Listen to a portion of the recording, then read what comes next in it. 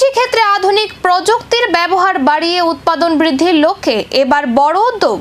উদয়পুরের রাজর্ষি কলাক্ষেত্রে কৃষকদের নিয়ে আয়োজন করা হয় বিশেষ প্রশিক্ষণ শিবির।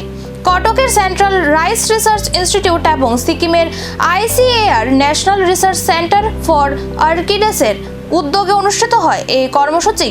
সহযোগিতায় ছিল রাজ্যের কৃষি ও কৃষক কল্যাণ দপ্তর, বাগমা এগ্রি প্রডিউসার কোম্পানি এবং Kakraban agri farms fed producer company. প্রদীপ প্রজ্বলনের মাধ্যমে অনুষ্ঠানের উদ্বোধন করেন বিধায়ক জিতেন্দ্র মজুমদার। উপস্থিত ছিলেন গোমতী জেলা পরিষদের সহকারী সভাধিপতি সুজন সেন, বিজ্ঞানী, গবেষকরা, পাশাপাশি কৃষি বিশেষজ্ঞ এবং বিভিন্ন সংস্থার প্রতিনিধিরা।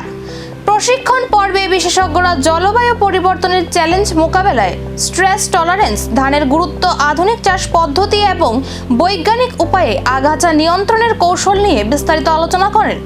আলোচনা শেষে কৃষকদের হাতে তুলে দেওয়া হয় উন্নত মানের ধানের বীজ।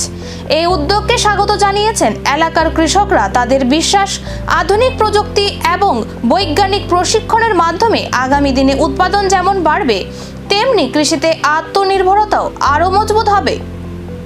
যেমন ধানের রোগ ব্যাধির জন্য ওনারা বলেছেন, এখানে দেখিয়েছেন। আরেকদিকে বলছি, আমাদের যে বেশিরভাগ পেটের রোগ হয় এটা আমাদের খাওয়ার থেকে হয়। এই খাওয়ার থেকে কেন হয় আমরা অনেকেই জানি না। আমরা বেগুনের পোড়াডান ব্যবহার করি। পোড়াডানটা অত্যন্ত ক্ষতিকারক। এটা কতদিন পর্যন্ত বেগুনের মধ্যে থাকে এটা আমরা কেউ জানি না। বাজারে যখন তকতকে দেখি আমরা বেগুনটা কিনে আনি, যদি কোনো পোকরা বেগুন থাকে কিনি না, কারণ এটার মধ্যে পোড়াডান ব্যবহার করা হয়নি।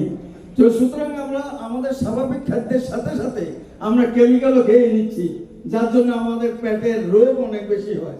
তার জন্য প্রাকৃতিক যে খেতি, ন্যাচারাল যে ফার্মিং, এটার উপরে ভারত সরকার জোর দিচ্ছেন এবং আপনারাও একদিনে পারবেন না। একটা মানুষ যখন এডিক্টেড হয়ে যায়, আমাদের এই প্রশিক্ষণ আর উন্নত বীজ কি সত্যি বদলে দেবে কৃষকের ভাগ্য? উৎপাদনের নতুন অধ্যায়ের সূচনা হবে কি এই উদ্যোগ থেকে? এখন সেদিকেই নজর কৃষি মহল ও কৃষি বিশেষজ্ঞদের।